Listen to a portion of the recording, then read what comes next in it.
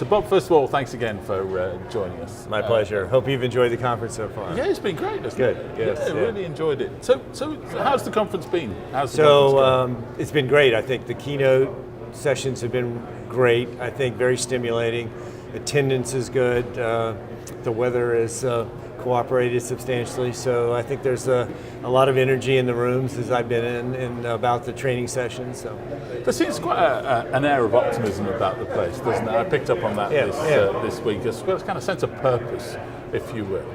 So I think one of the things we were trying to both instill and re-emphasize was the sort of the higher purpose of public service and the role that people play. So particularly the first two keynoters, we're trying to focus on that. I also think that local government is more important today than it's ever been. Right. And I think that recognition permeates the discussion of our colleagues here and that they really have a mission that's important and a purpose that matters to the communities they serve. Now looking back over, I'm not going to ask you to look back over all 14 annual conferences that you've been to, but what are some of the highlights been for you? Well, I think the renewed focus on leadership and the role of leadership that our members play in their communities. I think a renewed focus and attention on building communities, not just for some, but for all. I think the renewed commitment to professional development and continuous learning. I think the challenge of responding to the most impactful recession or depression we've had for an entire century and how many communities came out of that. Not that anybody wants to go through that, but came out stronger, both as communities and as local governments. So there's a lot of things to reflect on, a lot of things that have happened in the 14 years, but the one thing that I think is enduring is the value that our members contribute to making communities great. The organization itself, you're leaving the organization in very strong health, aren't you? We are. We had probably financially our best year in the history, 102 years of the association. So Mark Ott, who will succeed me in the board, I think have a platform to do things that are important, and they have the resources to do it. And of course they have a great staff in support of the strategies that they want to undertake.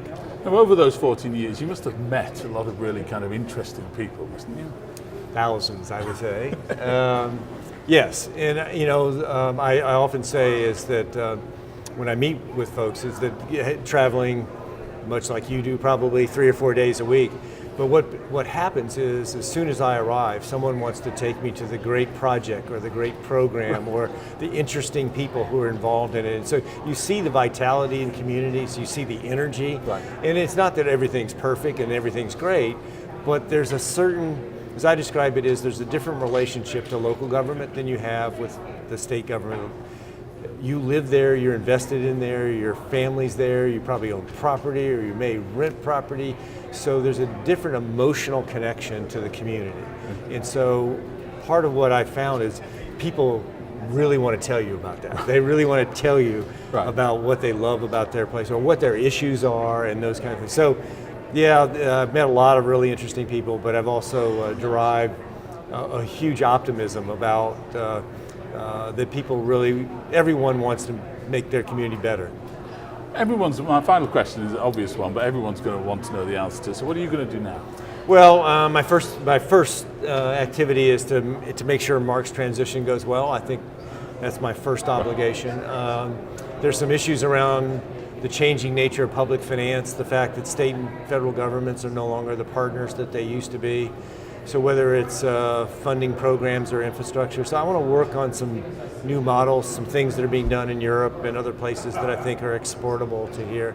I'm going to continue to teach in some of the leadership development programs that we have, and then I'm going to spend a lot more time with my family and grandkids than I've been able to do. So. That sounds like a plan to me. Well, Bob, thanks Thank you again for joining us. And really thanks for all that you've contributed to our conference. Thank you.